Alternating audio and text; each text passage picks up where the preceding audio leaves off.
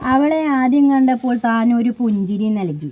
അവൾ മൈൻഡ് ചെയ്യാതെ അകന്നുപോയി. പിന്നീട് അവളെ കണ്ടപ്പോൾ താൻ വീണ്ടും ഒന്ന് പുഞ്ചിരിച്ചു. അപ്പോൾ അവൾ ഒരു മറുപുഞ്ചിരി നൽകി. ആ പുഞ്ചിരി നല്ല മനോഹരമായിരുന്നു. ഞങ്ങൾ പരസ്പരം പരിചയപ്പെട്ടു.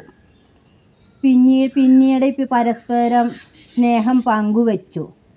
പിന്നെ ഞങ്ങൾ മനസ്സുകൾ പങ്കുവച്ചു.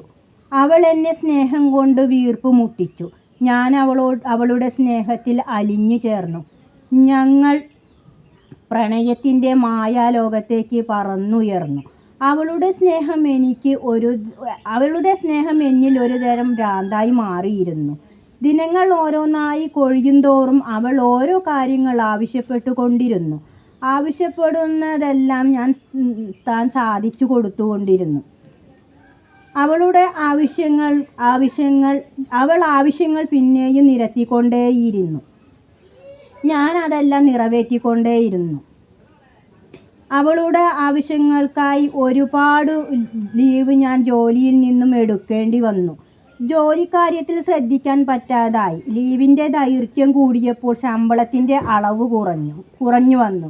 ജോലിക്കാര്യത്തിൽ ആത്മാർത്ഥത കാണിക്കാതെ ലീവുകൾ കൂടുതൽ ലീവുകൾ എടുത്തതുകൊണ്ടും ആത്മാർത്ഥത കാണിക്കാത്തതുകൊണ്ടും ജോലിയിൽ നിന്നും പിരിച്ചുവിട്ടു. പിന്നെ അവളുടെ ആവശ്യങ്ങൾക്കെല്ലാം തനിക്ക് കടം വാങ്ങേണ്ടി വന്നു. പിന്നീട് അവളുടെ ആവശ്യങ്ങൾ നിറവേറ്റി കൊടുക്കാൻ പറ്റാതായി. അവളുടെ സ്നേഹത്തിൻ്റെ അളവ് കുറഞ്ഞു വന്നു. പിന്നെ അവൾ തൻ്റെ അരികിലേക്ക് വരുന്നതും കുറഞ്ഞു. തനിക്ക് അവളുടെ സാമീപ്യം നഷ്ടമായി. അവൾ തന്നിൽ നിന്നും അകന്നുപോയി.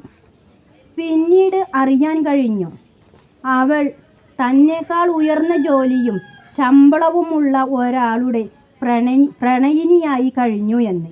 ഞാനൊരു വിഡ്ഢിയായ നിമിഷമായിരുന്നു അത്. ജോലിയും പോയി, താൻ സ്നേഹിച്ച പെണ്ണും പോയി. എനിക്ക് അതിയായ ദുഃഖമായി. ദുഃഖിച്ചിട്ട് കാര്യമില്ലല്ലോ, എല്ലാം തൻ്റെ തെറ്റു തന്നെ. ജോലിക്കാര്യത്തിൽ ശ്രദ്ധിക്കാതെ അവളുടെ താളത്തിനൊത്തു തുള്ളുന്ന ഒരു പാവയായി മാറിയതാണ് തൻ്റെ തെറ്റ്. അവളുടെ ആവശ്യങ്ങൾ പെരുകിക്കൊണ്ടിരുന്നപ്പോൾ അവളെ മനസ്സിലാക്കാതെ പെരുമാറിയതാണ് തൻ്റെ ഏറ്റവും വലിയ തെറ്റ്. താൻ അങ്ങനെ ചിന്തിച്ചു. പിന്നീട് ഒരു ജോലി നേടാനുള്ള തന്ത്രപ്പാടിലായിരുന്നു. അതിനുള്ള യാത്രയിൽ വഴിയോരത്തെ പൂമരച്ചുവട്ടിൽ 2 പേർ ഇരിക്കുന്നത് കണ്ടത്. അവർ പ്രണയ ജോഡികളായിരുന്നു. താൻ അവരുടെ അടുത്തേക്ക് ചെന്നു. അവൻ അവളുടെ വിരലിൽ ഒരു റിങ് അണിയിക്കുകയായിരുന്നു.